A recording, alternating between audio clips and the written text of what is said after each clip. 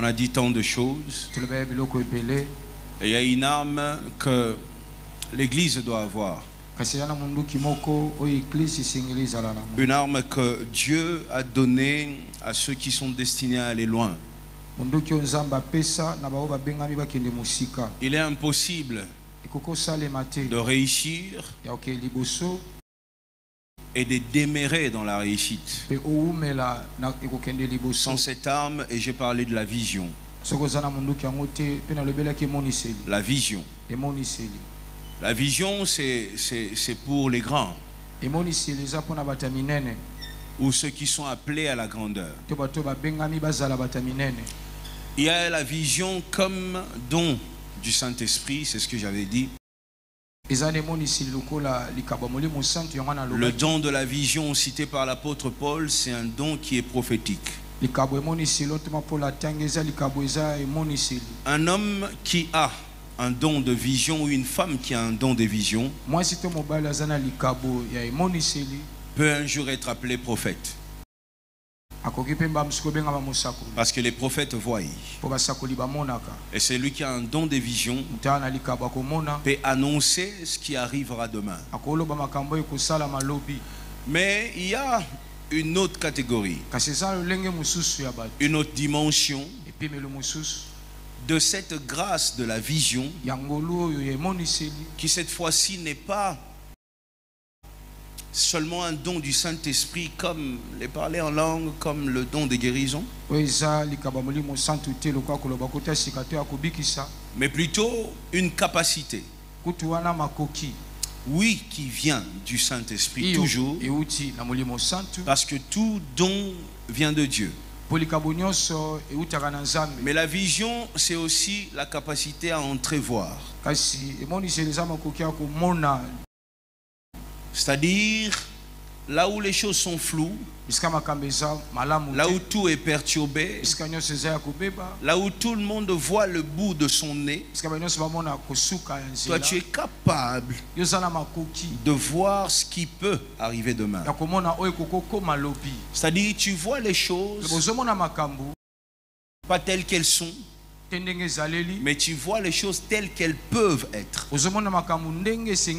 Lorsqu'un visionnaire arrive à un endroit, vous sentez au bout d'une semaine, les choses commencent à changer. Un visionnaire change les choses. Il ne reste pas sur ce qui se fait. Il fait les choses de manière à ce que la chose avance. L'entreprise avance. La famille avance. La relation avance. L'église avance. Être visionnaire, c'est aussi avoir la capacité de se projeter. C'est-à-dire, tu ne vis pas seulement là à manger le foufou et c'est tout. Mais tu te projettes. Demain, comment ça va se faire? Dans une année, comment ça va se faire? Dans 10 ans, comment ça va se faire?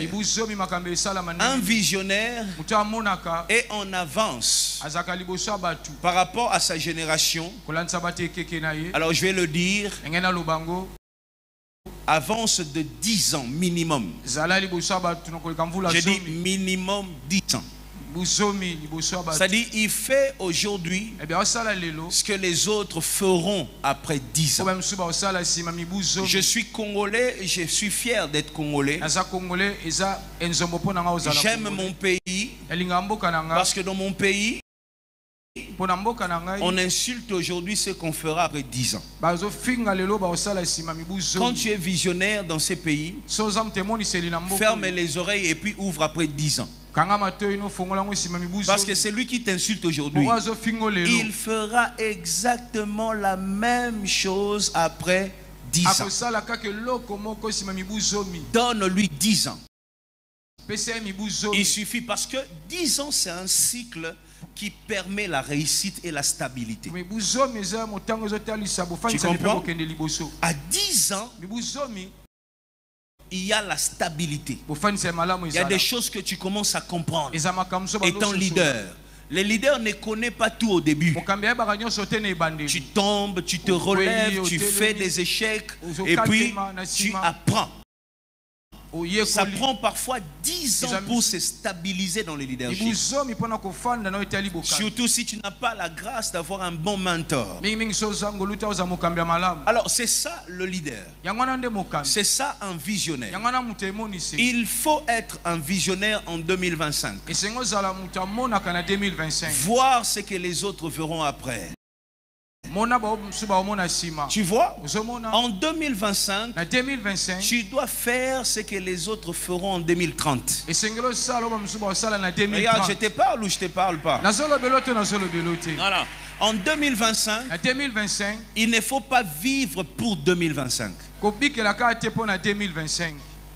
Si tu vis pour 2025, tu ne vas pas marquer l'histoire. Vis pour 2030. Vis pour 2035. Tu fais aujourd'hui ce que les autres feront après. Tu dois être une source d'inspiration. Il y a sur terre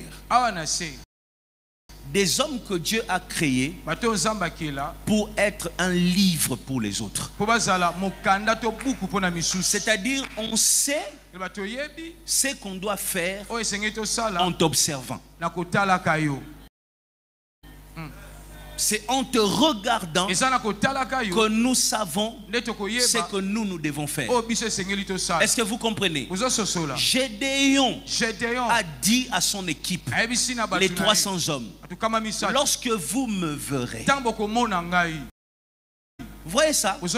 Lorsque vous me verrez, sonnez la trompette. Lorsque vous me verrez, brisez la cruche. Faites comme moi. C'est ça un leader. Ta vie nous enseigne. On sait comment se positionner juste en te regardant. Tu comprends?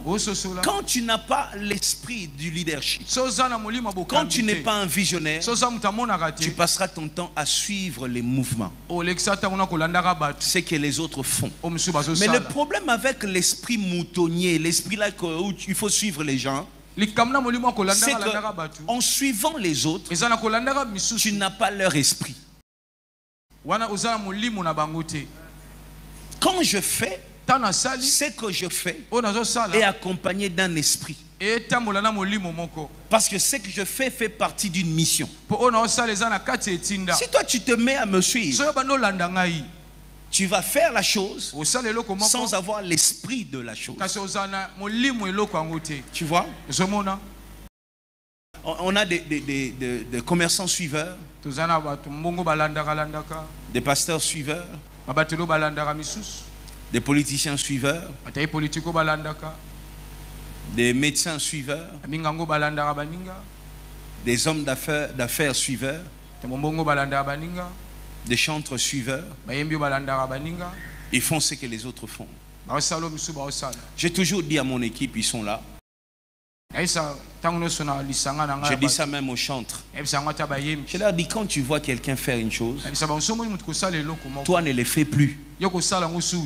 Même si c'est bon. Je leur dis ça tous les jours. Quand quelqu'un a déjà fait, même si c'est bon, même si ça lui donne l'argent, toi ne le fais plus. Tu ne dois pas être celui qui suit. Tu dois être celui qui démarre un mouvement et les autres suivent. Je le dis tous les jours. Je dis la même chose. Il faut que l'église soit remplie de leaders. Des hommes avec une vision.